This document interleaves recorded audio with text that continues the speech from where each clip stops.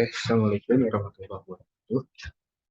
Eh, untuk bimbingan kedua, saya rasa saya biar cepat gitu ya.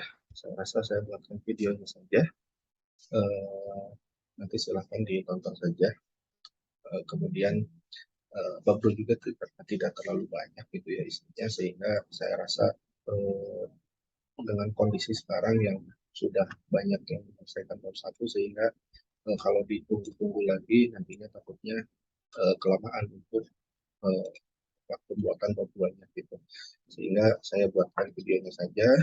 Jadi saya tadinya maunya seminggu kemarin Kamis, cuman karena kondisinya ada wisuda jadi susah untuk mengatur waktunya. Kemudian kalau nunggu Kamis lagi takutnya kelamaan karena sudah banyak yang beres bab satunya gitu. Jadi kalau dimajukan jadwal bimbingannya takutnya pada nggak bisa gitu ya. Jadi saya putuskan untuk buatkan video saja, nanti silahkan ditonton saja. Nanti kalau ada pertanyaan silahkan di grup ditanyakan gitu, nanti biar saya langsung jawab gitu. Oke, untuk bab 2, sesuai judulnya ya, ada tinjauan pustaka, ada perangkat teoritis dan pengembangan hipotesis gitu. Nah, untuk tinjauan pustaka ini berisi teori-teori dari setiap variabel yang memang kita teliti gitu. Kemudian juga ada sebelum kerangka teoritis itu ada penelitian sebelumnya. Ada penelitian sebelumnya 2.2-nya. Gitu. Nah, kemudian baru ke kerangka teoritis 2.3 dan 2.4 pengembangan hipotesis. Gitu. Nah, poin pertama yaitu tinjauan pustaka. Ada tinjauan pustaka ini memang ada dua gaya gitu ya, ada dua gaya pembuatan dari tinjauan pustaka. Itu pertama, gaya yang pertama itu gaya yang memang langsung tertuju pada variabel-variabel yang ditelitinya. Gitu. Jadi maksudnya kalau judulnya judulnya misalkan pengaruh kualitas pelayanan dan lokasi terhadap keputusan pembelian misalkan, ya udah 2.1 daftar pustaka, 2.1.1 kualitas pelayanan langsung gitu, ke variabel-variabelnya kualitas pelayanan, kemudian definisinya, ciri-cirinya, macam-macamnya, jenis-jenisnya, sampai ke dimensi, kemudian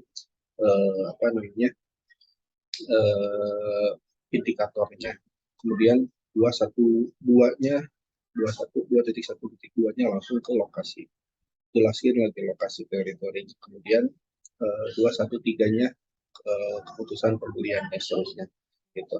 Itu gaya pertama, jadi langsung mengacu pada variabel-variabel yang ditelitinya saja ya. Cuman ada gaya yang kedua dan biasanya ini banyak yang digunakan di IM gitu ya, banyak digunakan di IM. Gaya kedua yaitu sebelum masuk ke variabel-variabel yang diteliti itu ada root teorinya dulu gitu. Yang root teorinya misalkan pas ngomongin keputusan pembelian atau kualitas pelayanan dan lokasi misalkan, diawali dulu dengan perilaku konsumen gitu. Yang memang di atasnya adalah itu ya, di bawah itu kualitas pelayanan, kemudian pengambilan keputusan pembelian itu kan teori yang paling atasnya itu adalah perilaku konsumen gitu. Jadi makanya perilaku konsumen dulu dibahas itu 2.1.1-nya itu. Jadi tinjauan pustaka 2.1 dan 1.1-nya perilaku konsumen dulu gitu. Yang perilaku konsumen, kemudian baru ke bawahnya setelah perilaku konsumen itu hanya definisi dan juga beberapa, cukup 1 lembar, 2 lembar, maksimal 2 lembar itu sudah cukup banget gitu untuk melakukan pendahuluan ya. Itu pendahuluan dari teori-teori yang ada di variabel masing-masing variabelnya. Baru setelah pendahuluan itu yang teori yang di atasnya baru boleh atau bisa masuk ke teori-teori yang langsung tertuju pada variabel-variabel yang ditelitinya gitu. Nah, yang banyak dipakai yang itu UDM, dan saya juga menyarankan untuk menggunakan yang itu gitu ya, menyarankan untuk menggunakan didahului dengan teori yang lebih atasnya lagi, Kalau memang tidak tahu teori yang di atasnya apa, ya langsung ke tema saja ya, misalkan marketing atau SDM. Jadi SDM jelas saja pengertian SDM itu apa dan segala macamnya. gitu. Atau misalkan kalau judulnya harga dan promosi misalkan, ya yang di atasnya tuh bahas mengenai marketing mix gitu ya, marketing mix dulu di atasnya. Jadi teori-teori yang di atasnya yang berdasarkan pada variabel-variabel yang kita teliti gitu. Nah, itu cukup definisi dan juga penjelasan awal saja secara global. Itu baru masuk ke masing-masing variabel, ya, masukkan masing-masing variabel. Nah, di masing-masing variabel perlu diperhatikan. Jadi yang ditinjau pustaka ini, ya, tinjauan pustaka, jadi definisi, ciri-ciri dan segala macam itu harus menggunakan full dari teori-teori. Nah, teori-teori ini kan adanya di buku, gitu. Jadi makanya di sini itu kalau bab 1 dan ini bisa menggunakan jurnal, kalau di tinjauan pustaka tetap tinjauan pustaka itu harus dari buku. Gitu. Jadi makanya karena definisinya itu biasanya dikeluarkan oleh para ahli dan mengeluarkannya itu di buku, ya, sehingga menggunakan bukti, tidak menggunakan jurnal. Nanti ada jurnal, ada khusus bagiannya di penelitian sebelumnya, gitu. Jadi makanya di sini di tinjauan pustaka ini definisi definisi dan juga segala macamnya itu tetap semuanya dari buku terlebih dahulu. Tetap di buku terlebih dahulu. Jadi makanya diambil dari buku, kemudian kembangkan di sini, ya, kembangkan di sini. Nah, untuk setiap variabel yang diteliti cukup pertama definisi-definisinya, ya. Untuk setiap konsep variabel definisi cukup menguraikan 2 sampai 3 definisi. Nah, tapi ingat definisi pertama, ya, definisi pertama harus ditempatkan yang pertama. Itu merupakan definisi utama. Definisi utama itu apa? Definisi yang dipegang oleh peneliti, ya, oleh kita, yang nantinya sampai ke bab 2, ke bab 3, ke sananya, gitu. Ya.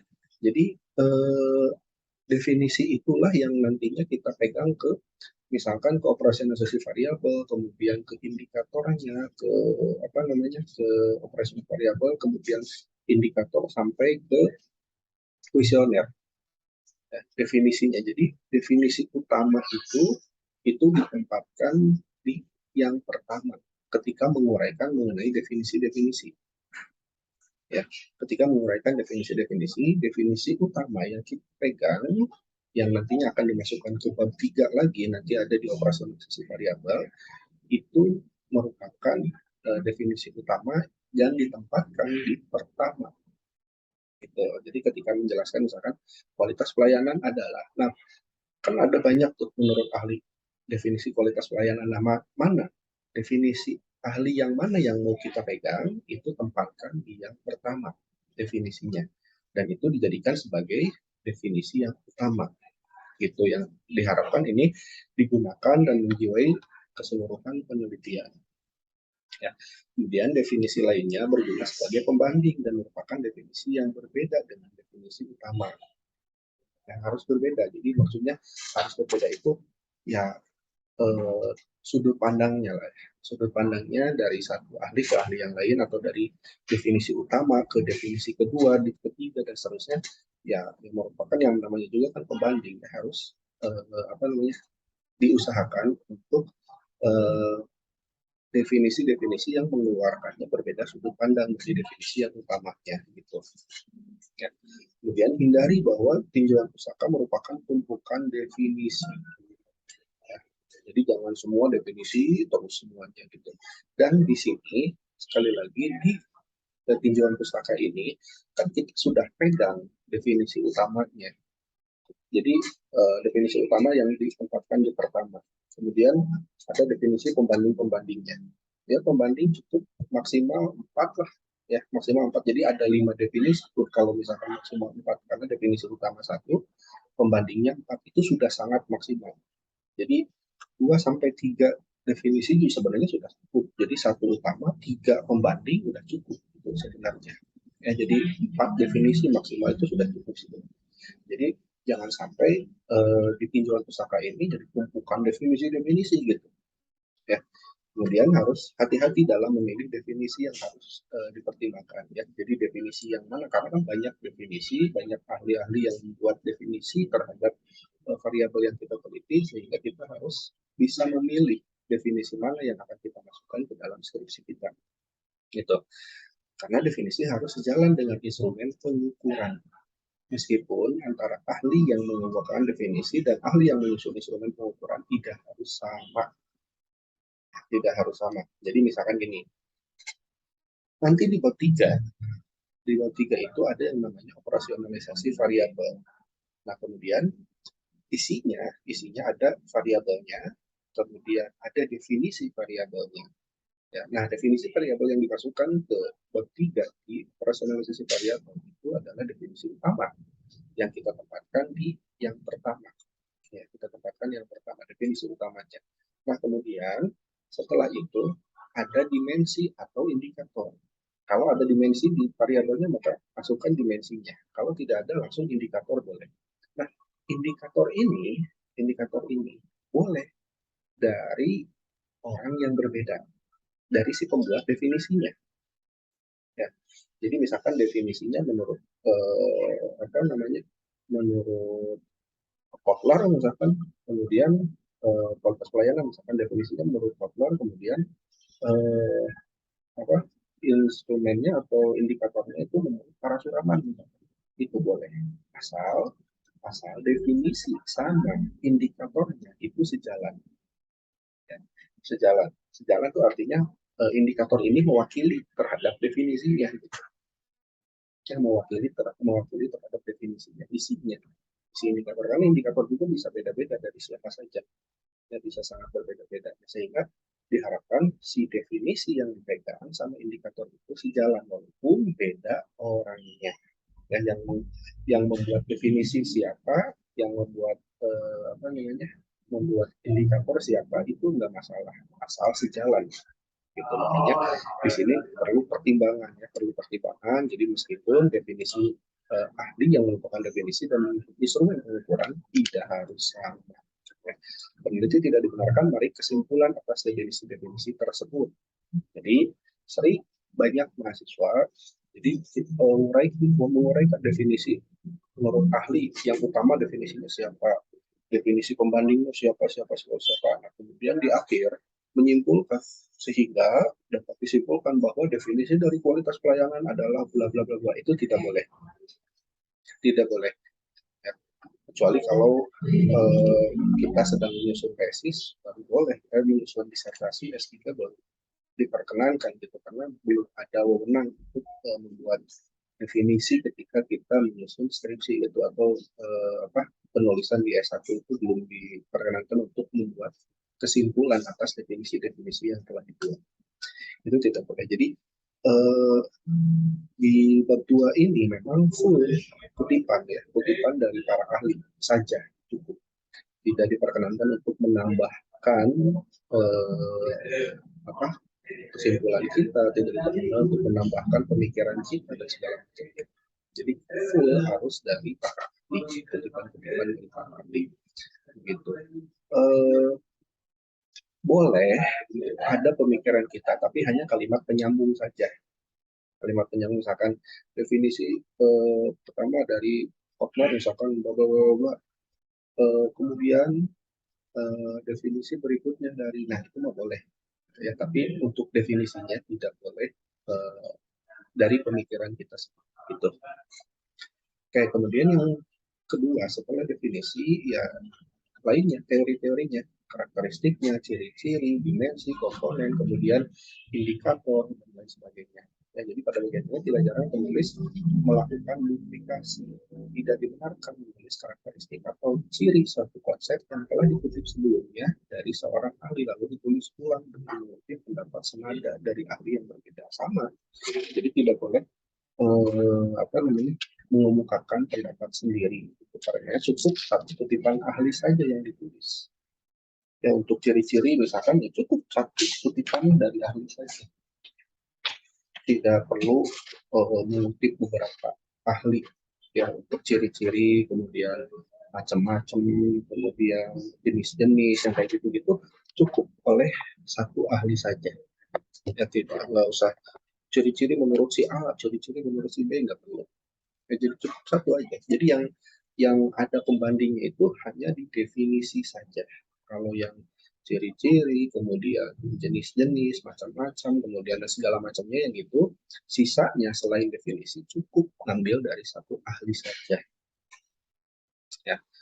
Jika terdapat perbedaan karakteristik atau ciri, peneliti dapat menulis sebagai pandangan atau pendapat tambahan dengan hanya menulis perbedaannya saja. Ya, jadi hanya berbeda dengan ini yang merupakan pendapat bla bla bla gitu. Jadi hanya perbedaannya saja, tidak perlu memasukkan apa namanya si secara lengkap jenis-jenis menurut si A ini, kemudian jenis menurut si B dari enggak. Tapi si B mah itu hanya membeda-bedanya saja apa dari si A, hanya cukup itu saja. Ya. Kemudian pendapat teman harus selalu sesudah pendapat yang lebih tua tahunnya. Hal ini juga berlaku untuk dimensi atau komponen kedalaman aspek bermakna penulisan secara komprehensif mengenai karakteristik dan komponen yang akan dikaji. Jadi silakan setelah definisi ini, teori-teori kedalaman teorinya silakan masuk-masukkan. Ya, tapi ingat yang wajib ada, ya, yang wajib ada adalah definisi, kemudian yang teori-teori kayak gini, karakteristik macam-macam segala macam, terus yang harus ada lagi adalah yang namanya indikator. Karena kita kan mau mengukur variabelnya. Nah, mengukur variabel ini tidak bisa kalau tanpa indikator. Jadi mengukurnya melalui indikator. Gitu. Ya. Ukur variabel melalui indikatornya. Ya misalkan motivasi menurut Maslow kan ada indikatornya. Ada indikator kebutuhan fisiologis, nah itu indikatornya. Indikator pertama kebutuhan keamanan, kebutuhan sosial, kebutuhan penghargaan, aktualisasi diri, itu kan indikator-indikatornya. Jadi itu yang akan kita ukurnya. Ya, itu yang akan kita ukur. Jadi kita membuat kuesioner berdasarkan pada indikator-indikator itu. Gitu. Ya, contoh misalkan pemain bola dianggap bagus, itu kan melalui indikator. Indikatornya misalkan umpannya bagus, mendribble bolanya bagus, tendangannya akurat, tendangannya kencang, itu indikator. Sehingga ketika digabungkan, kita dapat menyimpulkan, oh ini bagus gitu.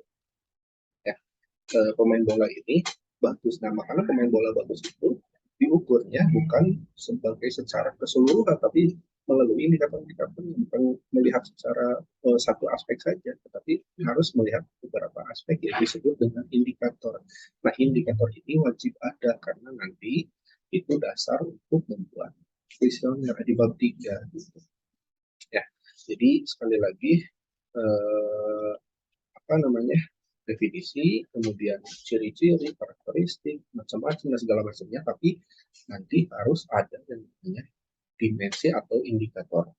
Dan itu karena itu yang dijadikan sebagai ukurnya, untuk mengukurnya gitu ya. Nah, itu untuk apa kajian tinjauan pustaka. Jadi diawali dengan teori yang di atasnya dulu, kemudian masuk ke masing-masing variabelnya. Masuk ke masing-masing variabel. Jadi definisi misalkan variabel code. Jadi misalkan di atasnya perilaku konsumen, kemudian di bawahnya kualitas pelayanan, kan definisinya, ciri-cirinya, konsep-konsepnya, sampai ke indikatornya. Kemudian masuk ke lokasi. Lokasinya, definisinya, konsep-konsep, indikator, segala macamnya. Kemudian setelah itu masuk ke keputusan pembelian. Sama definisinya, konsep-konsepnya, ciri-cirinya, macam-macam jenis-jenisnya, sampai ke indikator. Itu baru beres di tinjauan pustaka. Ya. Kemudian setelah itu baru masuk ke penelitian sebelumnya. Jadi sebenarnya kan penelitian sebelumnya ini kan sudah ada hasil-hasilnya di bab 1 ya, di latar belakang. Cuma di penelitian sebelumnya bab 2 ini diuraikan ya secara lebih rinci. Kalau di bab 1 kan di latar belakang hanya menurut hasil penelitian si A tahun sekian bahwa kualitas pelayanan berpengaruh positif terhadap keputusan pembelian. Udah hanya gitu aja. Kalau di sini diuraikan, ya, diuraikan hubungan antar variabel didasarkan atas penelitian sebelumnya. Tapi pertama, jangan dibuat tabel. Ya, jangan dibuat tabel, diuraikan saja per paragraf. Itu pertama. Kemudian kedua, di bab 2 ini penelitian sebelumnya tidak memasukkan inkonsistensi. Ya, tidak memasukkan inkonsistensi. Jadi hanya yang sesuai dengan teorinya saja. Sudah sesuai dengan teorinya itu kualitas pelayanan kan teorinya ke keputusan pembelian itu berpengaruh positif signifikan. Nah, yang itunya saja, yang positif signifikannya saja. Tidak memasukkan yang tidak signifikan, tidak memasukkan yang negatif atau yang lainnya. Jadi hanya yang positif signifikannya saja. Ya, ini dari jurnal-jurnal. Jadi uraikan aja per paragraf. Ya, uraikan aja per paragraf. Jadi di sini kan pada bagian ini peneliti menguraikan per variabel dasar atas nilai sebelumnya. Seberapa banyak kerujukan yang dikutip oleh setiap hubungan atau model sangat tergantung pada materi skripsi. Namun demikian, 2-4 rujukan untuk setiap hubungan atau variabel dianggap mencukupi. Perlu diperhatikan bahwa rujukan bukan bersumber dari buku teks, namun bersumber dari artikel-artikel ilmiah. Ya. Jadi kalau tadi kajian pustaka itu dari buku teks, penelitian sebelumnya harus dari artikel ilmiah atau jurnal. Begitu bedanya itu. Jadi kalau di penelitian sebelumnya boleh diuraikan misalkan si A, tapi nama belakangnya aja sama ya, nama belakangnya penulisannya sama penulisan referensi karya biasanya. Si A tahun sekian menulis judul akan pengaruh apa dan apa terhadap apa, kemudian dengan jumlah misalkan dengan jumlah populasi sekian dan jumlah sampelnya sekian, kemudian metode penelitian yang digunakannya ini, kemudian hasilnya apa, gitu ya. Jadi 2-4 rujukan untuk masing-masing antar variabel. Jadi maksudnya kan kalau judulnya kualitas pelayanan dan lokasi terhadap pengambilan keputusan pembelian. Jadi kan yang kualitas pelayanan terhadap keputusan pembelian itu 2-4 rujukan atau 2-4 jurnal. Kemudian lokasi terhadap keputusan pembelian 2-4 jurnal juga. Jadi ada 4-8 jurnal kalau 3 variabel seperti itu. Ya, itu penelitian sebelumnya. Kemudian masuk ke kerangka teoritis. Nah, kerangka teoritis di sini disusun berdasarkan penelitian sebelumnya. Makanya tidak memasukkan yang inkonsistensi. Karena apa? Karena untuk menyusun kerangka di penelitian sebelumnya bab 2 ini, yang ini untuk menyusun kerangka. Ya, menyusun kerangka. Jadi kerangka ini diawali dengan namanya kerangka teoritis. Diawali dengan teorinya, kemudian masukkan pemikiran kita. Masukkan pemikiran kita. Kenapa? Misalkan kualitas pelayanan secara logikanya kenapa berpengaruh positif terhadap keputusan pembelian. Gitu. Jadi makanya kalau bisa di sini kerangka teoritisnya dibagi 2. Jadi 2.3.1 misalkan hubungan antara kualitas pelayanan dengan keputusan pembelian. Nah, gimana kualitas pelayanan definisinya gimana? Kualitas keputusan pembelian definisinya gimana? Kemudian hubungannya gimana? Sehingga ini diharapkan dapat hubungan antar variabel ini positif negatifnya seperti apa. Ya, misalkan ketika kualitas pelayanannya ditingkatkan, maka keputusan pembeliannya akan meningkat. Nah, gitu. Itu di kerangka teoritis dijelaskan seperti itu. Ya, jadi dari teori yang ada atau dari teori yang dibaca dan juga penelitian sebelumnya, bahwa ketika kualitas pelayanan ditingkatkan, maka akan meningkatkan keputusan pembeliannya. Nah, itu itu dinamakan kerangka teoritis. Nggak sampai pada sehingga pengaruhnya disebut dengan pengaruh yang positif, nanti ada di hipotesis. Ya. Jadi kerangka teoritis ini hanya logika berpikirnya saja, logika berpikirnya saja. Jadi ketika eh, dengan melihat teorinya, dengan melihat penelitian sebelumnya, maka dapat dilihat bahwa ketika kualitas pelayanan ditingkatkan, maka akan meningkatkan si keputusan pembeliannya. Terus kayak gitu ya. Kayak gitu. Jadi awali dengan definisinya, kemudian hubungan antar variabelnya seperti apa.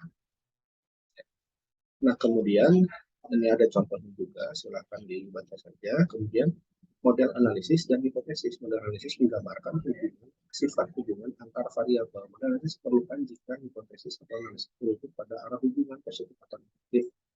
Ya. Namun, model analisis tidak diperlukan jika hipotesis atau analisis bersifat perbandingan besar atau kecil.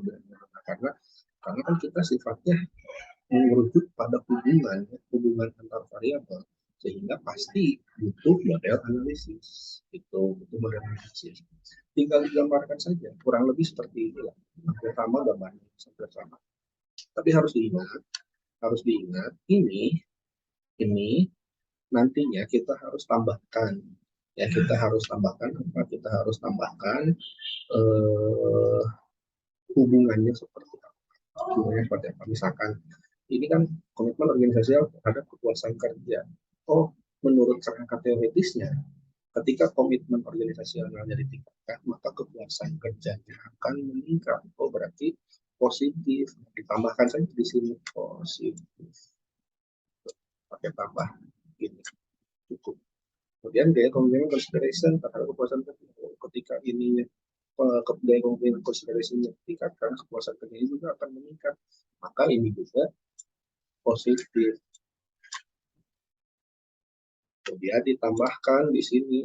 Nah, ini tuh boleh positif tambahkan ini misalkan H1 hipotesis pertama. Yang ini jadinya juga boleh seperti itu. Nah, kemudian kalau eh, ada kita mencari di identifikasinya, kalau ini identifikasinya hanya yang eh, hanya yang parsial saja. Nah, kalau misalkan di identifikasinya mencari juga yang simultan, simultan parsial ini kan parsial ya. Jadi ini kita nyari pengaruh kebutuhan organisasional dan kepuasan kerja, dan nyari pengaruh dari kebutuhan consideration terhadap kepuasan kerja, itu saja. Tapi kalau misalkan ada di identifikasinya ada tambah apakah komitmen organisasional dan gaya kepemimpinan consideration secara simultan atau secara bersama-sama berpengaruh signifikan terhadap kepuasan kerja. Kalau ada itu di identifikasi masalah, maka gambar dari kerangkanya juga ditambahkan yang ada H3-nya.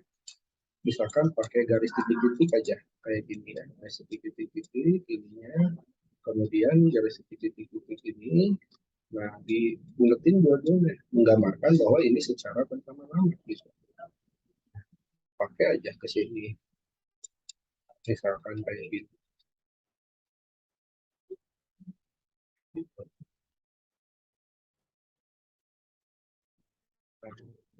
Ya. Terus kita kasih tulis ini adalah sebagai H3 gitu. Ya, ini kalau diidentifikasinya ada mencari pengaruh secara simultan atau secara bersama-sama. Kalau tidak usah ada. Ya, tidak usah ada yang garis titik-titik ini. Ya. Oke. Nah, kemudian setelah itu masuk ke hipotesis. Ya, masuk ke hipotesis. Nah, untuk hipotesis, jadi di sini kan gambar tadi gini, ini ke sini, kemudian ini plus, ya. Kemudian ini tuliskan H1. H1 itu kan berarti komitmen organisasional memiliki pengaruh positif pada kepuasan kerja. Ya, hipotesisnya H1. Kemudian H2-nya, yang tadi kan di sini H2. Ya, di apa namanya? Nah, di sini ini H2 tadi, maka H2-nya gaya bilang ekspresi memiliki pengaruh positif terhadap kepuasan kerja. Tapi tandanya juga positif gitu. Nah, kemudian kalau ada diidentifikasi ada apa namanya? Ada secara bersama-sama atau secara simultan, di gambarnya juga ada gambar titik-titik dan garis ketiga atau H3-nya, maka ininya ditambahkan lagi H3. Ya, tambahkan H3, komitmen organisasi dan gaya kepemimpinan consideration secara bersama-sama memiliki pengaruh. Kalau kalau yang secara bersama-sama tidak ada arah, tidak ada positif atau negatif, tapi memiliki pengaruh signifikan saja, memiliki pengaruh signifikan terhadap pelaksanaan kerja. Udah itu aja, tidak ada pengaruh positif ketika tidak ada pengaruh itu. Jadi yang H3 itu yang secara bersama-sama itu cukup memiliki pengaruh signifikan.